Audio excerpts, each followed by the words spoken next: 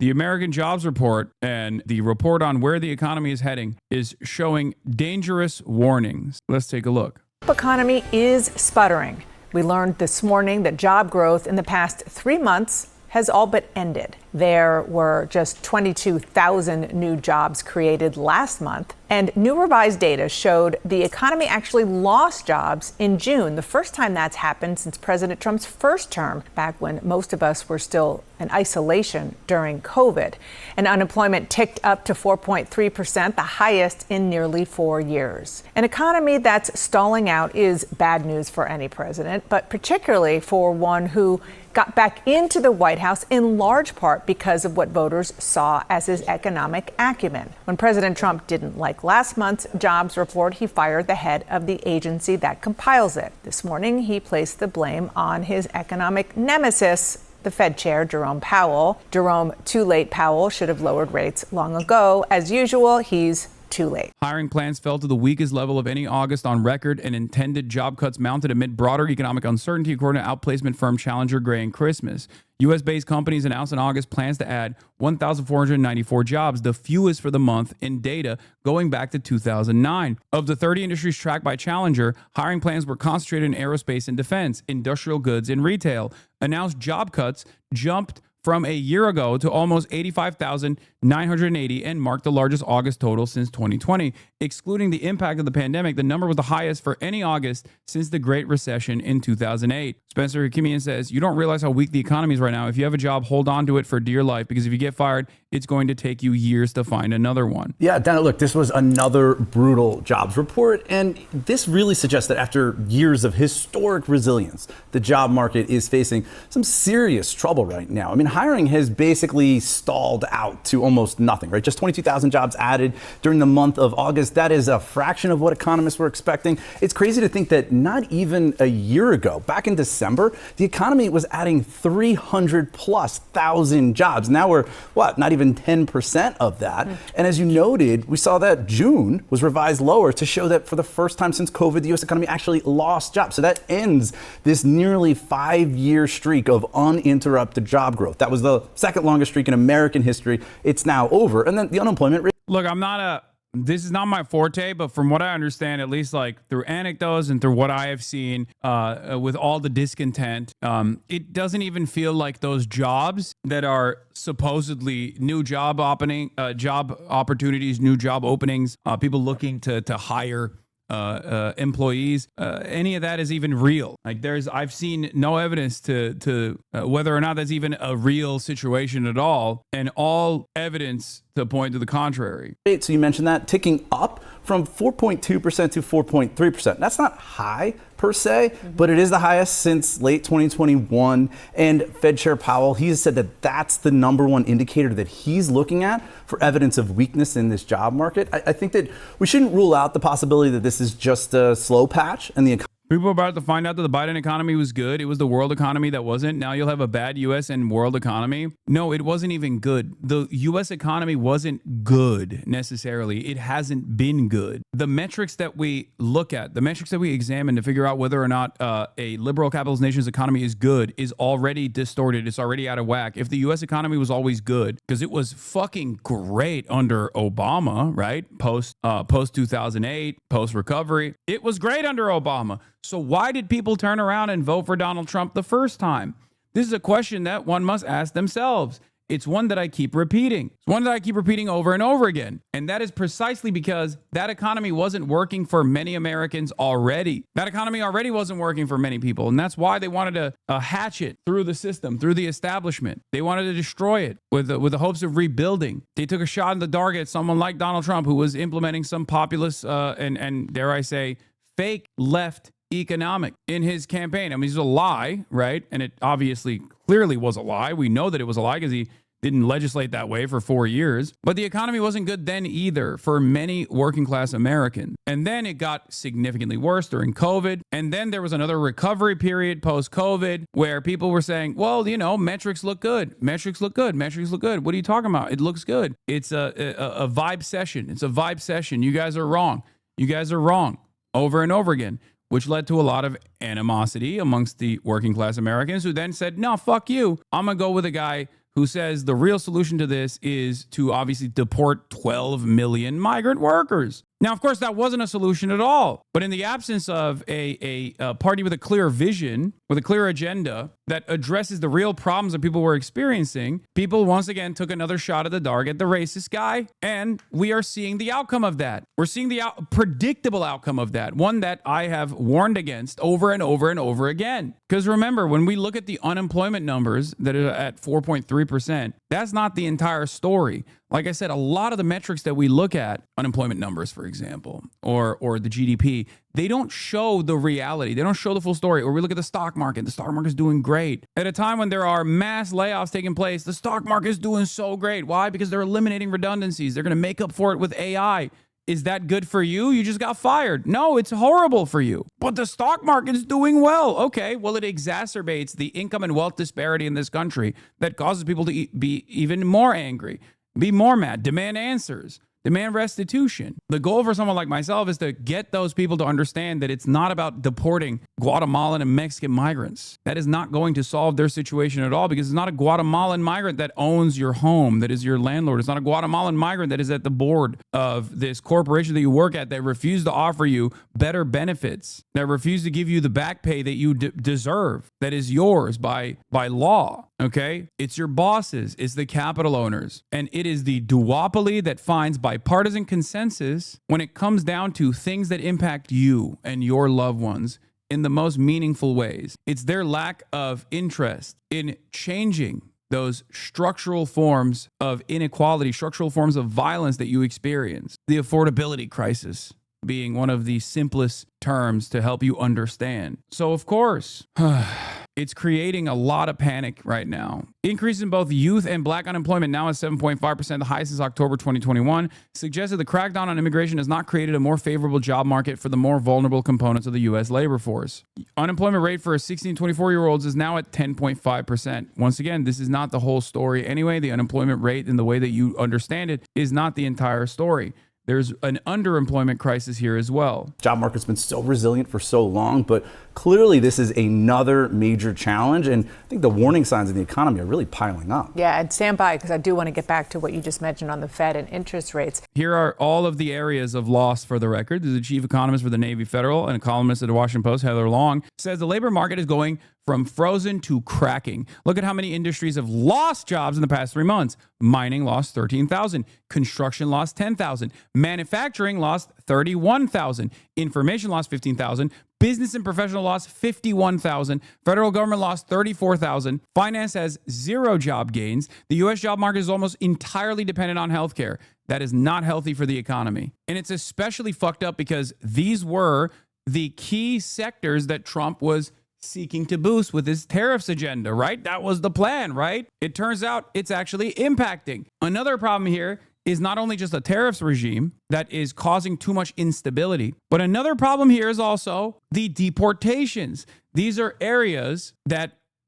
sectors that have relied on undocumented labor. The proper protocol here should be to document those workers. But instead, the Trump administration has placed the crosshairs upon them and is making it seem as though they are the reason for why Americans are struggling, Americans are suffering. And they're taking these militant actions against these people, and it's actually cooking the fucking companies. If you were to recognize that these are just regular workers, okay, instead of just like adding on the fact that they don't have the documentation or the proper clearance or whatever, okay, because again, that's a matter of just paperwork, right? If you go in and you say you're going to deport like tens of thousands, hundreds of thousands, if not millions of people from the fucking labor force in specific sectors, don't you think that's going to cripple the fucking economy? Of course. Even if these guys are like invested in hiring American citizens to make up for the lack of labor, you're firing a bunch of trained employees that have been working in these sectors for years and years and years. Of course,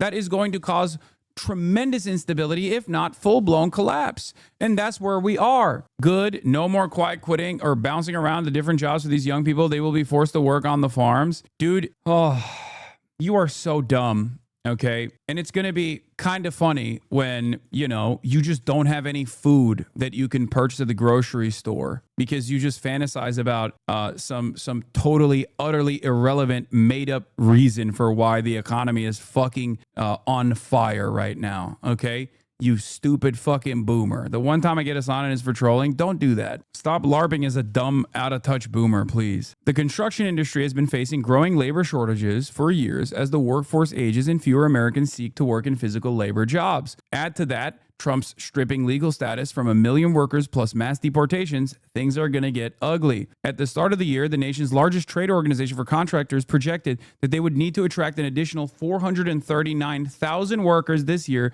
just to keep up pace with new construction projects. Yet, as of today, the industry is losing workers. And I said this before, it's not that there aren't available jobs. You can just make new jobs, okay? You can do a federal program. You can do a federal jobs program.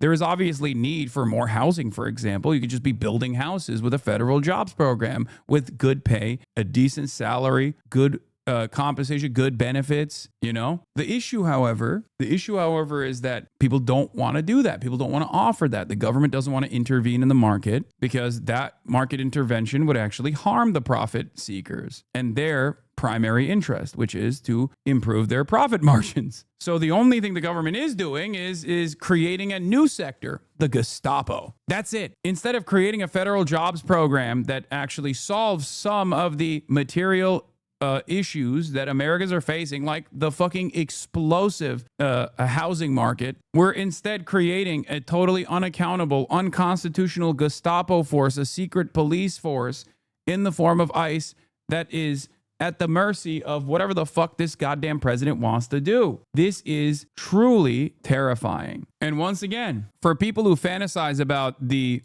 mythological, backbreaking work and the honor and service of that sort of thing, people who don't want to fucking work in those fields at all, people who don't want to work in construction at all, that just like simply say these things from the outside, don't realize, because they've never had a relative that has worked in construction, that has worked in a fucking factory floor. Those people don't want their next of kin to also go into that same sector because they have suffered for years and years. They fucked their backs up, okay? That's the whole reason. They don't want other people to do that. They have been destroyed in the process of doing that. None of these people actually want to do these jobs anyway. So those who actually do take on these backbreaking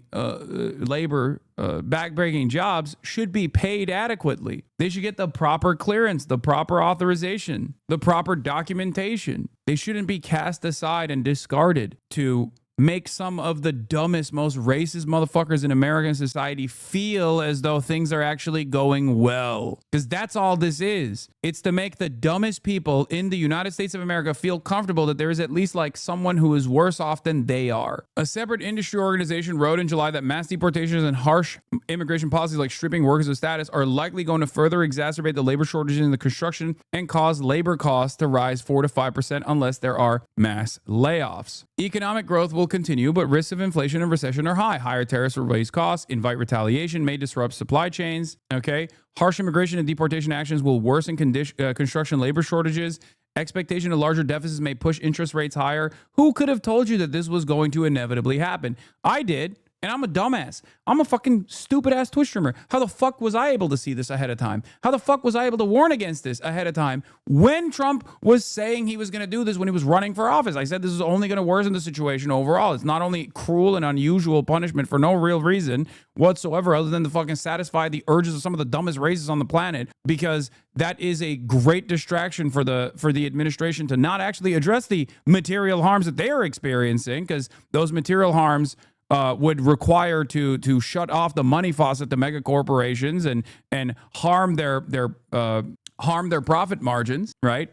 Any kind of initiative in the direction of socialization is going to harm profit margins, right? And you can't do that. So you have to create this mass distraction to make it seem like immigrants are actually responsible for all the pain that you're experiencing. And then you just fucking keep hitting that note over and over again. And you keep fucking pushing this button over and over again, even if it destroys the economy.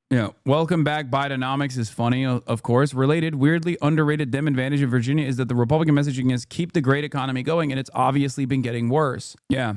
Even the Trump administration is hitting the same Brandonization notes, whether it be permanent support for Israel and constantly finding themselves tricked by Israel somehow, or even the vibe session shit. Ironically enough, their industrial policy has been also worse than the Brandon administration somehow. At least the Brandon administration was trying to move the needle in the appropriate direction, albeit marginal, albeit without any sort of fucking checks or balances, without any sort of demands being made from these corporations, and just like opening up the money faucet with the hopes that they actually do the right thing that will benefit the American labor force. It didn't, but still, it was moving in the right direction. And these guys turned around and said, nah, we're moving into the wrong direction. It's amazing. Here is Mike Conzal, Senior Director, Policy and Research at Economics. What is this? Economic Security Project. It's a bad number. The new numbers that just came in, just 22,000 jobs, and with revisions, June went negative to minus 13,000. Worse, deeper into the data, you can see that the theory of Trumponomics is failing. It's not too late to change course, but it will require dramatic action they won't take. Let's dig in. They just narrowly dodged a 4.3% unemployment rate last month and got it this month. But these aren't rounding games. You can see a steady increase over the last 2 months. Maybe it's noise, but it's the highest in years, and given everything else, it's worrying. Here's the breakdown by industry. We already covered the breakdown by industry. It's like a lot of the sectors that Trump said he was going to bring back jobs to are the sectors that have actually experienced a tremendous amount of loss of jobs, manufacturing jobs specifically. They dropped almost as fast as the federal workforce, okay? The first theory of Trumponomics was that tariffs would build up manufacturing work and federal workforce cuts that would free workers for them. Didn't happen. Better way to see that, the slowdown over the past 4 months versus 2024. This isn't then them rebalancing the labor market. It's a fall across basically everything. Manufacturing was also falling last year, and now following their healthcare cuts, medical jobs are finally slowing. Another less clearly stated element of Trumponomics was to bring back jobs for men. However, with tariffs attacking in those industries, men have lost 56,000 jobs over the past 4 months. This is CES data. Women have gained 76% of jobs in 2025 compared to the regular 50%. Meanwhile, another Trumponomics goal was to use deportation quotas to bring jobs back for native-born workers. But you guessed it, that's also failing. Amidst the broader weakening, the native-born unemployment rate is at its highest level since the pandemic. Fantastic. To show that the slowdown is broad, we can look at the diffusion index, or basically the percent of industries that are gaining jobs. It's now below 50% for several previous months, meaning more industries are losing jobs than are gaining them. That happens in slowdowns. Last month, they blamed the revisions, but revisions aren't driving these bad numbers with the baseline so low. And this month, you can't even fucking blame the revisions because you put your guy in charge, right? It was the bad guy. It was the Brandon guy that was lying about the numbers. Now it's your guy. What the fuck do you do now? But revisions aren't driving these bad numbers with the baseline so low, and revisions are one of the few cyclical predictors of oncoming slowdowns. They should learn from these numbers and turn pro-growth policies. It may not be too late.